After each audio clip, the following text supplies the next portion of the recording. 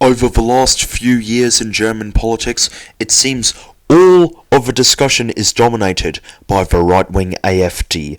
They have risen in the polls, they have risen in election results for years and years and years, and now they seem to be leading opinion polls.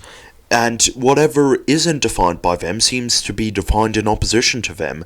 The, for a long time, opposed centre-right CDU and centre-left SPD essentially went into government after the last election, essentially to stop the AfD getting in. So now, why does it seem that two other parties have come from the political wilderness to challenge this system? And those two parties, I'm going to tell you, neither of them are the AfD. The AfD is currently having a battle with the CDU to win over conservative voters because the CDU just hasn't been performing too great in terms of what the public think of it. But there's more of a pressure on the left now. So the SPD, being a centre-left party, they did not have a very good election result in 2025, and now they're starting to lose votes. Well, who are they losing it to? They're losing it to the left-wing Green Party, which is in some polls got to 15%, and they're also losing it to the very firm populist left Die Linke Party. So let's look at what these parties are doing and why they're there. So the Green Party and Die Linke Party, very fairly similar on a lot of policies. Both seek to try make quality of life better for the working class. The Green Party traditionally has more of a focus on environmentalism, and the Die Linke generally has more of a focus on leftist theory, but in practice they are very willing to work together.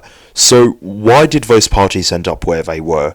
Well, the Green Party, they had an okay election result in 2025. However, Die Linke pretty much came out of nowhere to get not only above the 5% threshold, but actually into a good position in Parliament.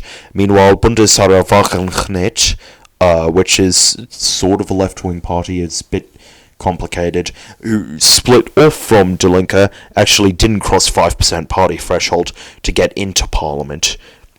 So, why is it that these two parties are rising? Well, there does seem to be a genuine left-wing push in German politics. I think a lot of people who were backing the SPD back when they were the party leading government are now sort of just, done with that, not happy with them aligning with the centre-right CDU, so they are more willing to go to the Green Party. And then I think the sort of general, strong left-wing response to the cost of living crisis has drawn people into Die Linke. Maybe some Green voters are going to Die Linke, maybe some Die Linke voters are going to Green. It does seem that the Green Party has got the most gains, so I think it's mostly the Green Party taking a lot of gains off the SPD. However, Die Linke is performing well enough to not have their base fall out and to potentially go to the Green Party. So it does seem that both of these parties are quite strong at the moment. The Green Party already now consistently polling in third. I see a possibility in which Die Linke gets to fourth and they overtake the SPD, and then who even knows what's going to happen. However, here's the thing. You need to form a majority in Parliament. So if CDU and SPD can't form a coalition, and the AfD cannot win on their own, and Green Party and Die Linke, at this point, cannot form a coalition, what happens? Well, I think it's fairly obvious. I think the SPD breaks off of CDU and then aligns with the Green or Die Linke party. Thing is that timing of that would be interesting to see, because maybe they would draw back some of our voters. I think electorally, if the SPD were to do that, maybe towards the end of a parliamentary term, it could potentially get positive electoral results.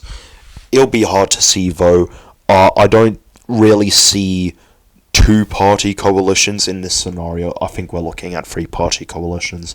And then that long fight between the CDU and the AfD keeps going on and on and on and on and on and on and on and on and on. So yeah, thanks for joining.